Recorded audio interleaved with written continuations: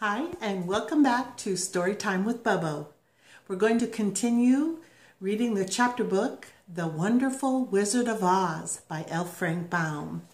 And we are ready to begin chapter 17, How the Balloon Was Launched. For 3 days, Dorothy heard nothing from Oz. These were sad days for the little girl, although her friends were all quite happy and contented.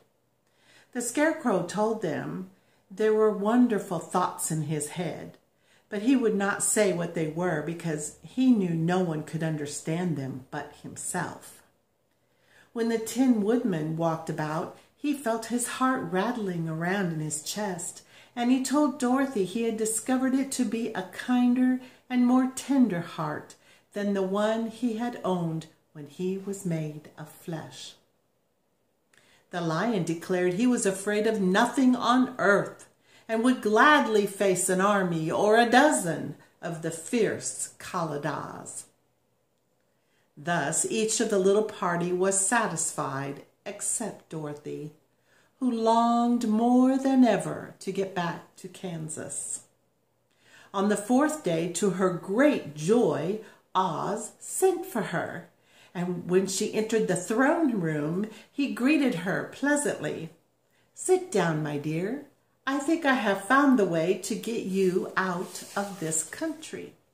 "And back to Kansas?" she asked eagerly. "Well, I'm not sure about Kansas," said Oz, "for I haven't the faintest notion which way it lies. But the first thing to do is to cross the desert, and then it should be easy to find your way home." "How can I cross the desert?" she inquired. "Well, I'll tell you what I think," said the little man. "You see, when I came to this country, it was in a balloon. You also came through the air, being carried by a cyclone. So I believe the best way to get across the desert will be through the air. Now, it is quite beyond my powers to make a cyclone, but I've been thinking the matter over, and I believe I can make a balloon." "How?" asked Dorothy. "A balloon," said Oz, "is made of silk, which is coated with glue to keep the gas in it.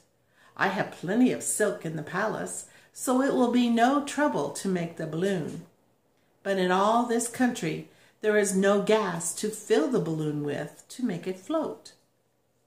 "If it won't float," remarked Dorothy, "it will be of no use to us." "True," answered Oz, "but there is another way to make it float, which is to fill it with hot air. Hot air isn't as good as gas, for if the air should get cold, the balloon would come down in the desert and we should be lost." "We?" exclaimed the girl. "Are you going with me?" "Well, yes, of course," replied Oz. "I am tired of being such a humbug. If I should go out of this palace, my people would soon discover I am not a wizard, and then they would be vexed with me for having deceived them.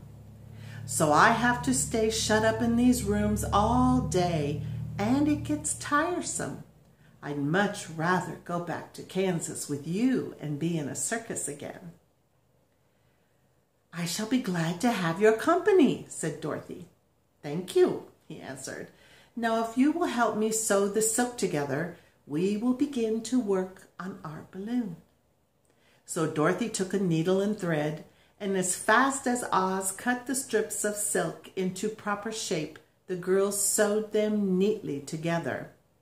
First, there was a strip of light green silk, then a strip of dark green, and then a strip of emerald green, for Oz had a fancy to make the balloon in different shades of the color about them. It took 3 days to sew all the strips together, but when it was finished, they had a big bag of green silk more than 20 feet long. Then Oz painted it on the inside with a coat of thin glue to make it airtight, after which he announced that the balloon was ready. "But we must have a basket to ride in," he said. So he sent the soldier with the green whiskers for a big clothes basket, which he fastened with many ropes to the bottom of the balloon. When it was all ready, Oz sent word to his people that he was going to make a visit to a great brother wizard who lived in the clouds. The news spread rapidly throughout the city, and everyone came to see the wonderful sight. Oz ordered the balloon carried out in front of the palace, and the people gazed upon it with much curiosity. The Tin Woodman had chopped a big pile of wood, and now he made a fire of it. And Oz held the bottom of the balloon over the fire so that the hot air that arose from it would be caught in the silken bag. Gradually, the balloon swelled out and rose into the air until finally the basket just touched the ground. Then Oz got into the basket and said to all the people in a loud voice, "I am now going away to make a visit. While I am gone, the Scarecrow will rule over you. I command you to obey him as you would me." The balloon was by this time tugging hard at the rope that held it to the ground, for the air within it was hot, and this made it so much lighter in weight than the air without that it pulled hard to rise into the sky. "Come, Dorothy," cried the wizard. "Hurry up, or the balloon will fly away." "I can't find Toto anywhere," replied Dorothy, who did not wish to leave her little dog behind. Toto had run into the crowd to bark at a kitten, and Dorothy at last found him. She picked him up and ran towards the balloon. She was in a few steps of it, and Oz was holding out his hands to help her into the basket when crack went the ropes and the balloon rose into the air without her. "Come back," she screamed. "I want to go too." "I can't come back, my dear," called Oz from the basket. "Goodbye! Goodbye!"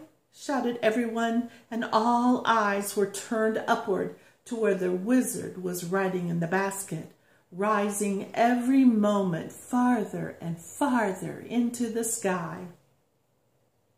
And that was the last any of them ever saw of Oz, the wonderful wizard, though he may have reached Omaha safely and be there now for all we know.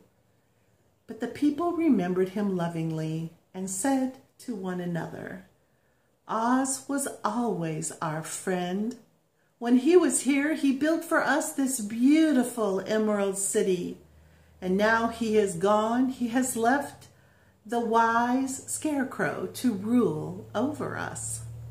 Still, for many days they grieved over the loss of the wonderful wizard and would not be comforted.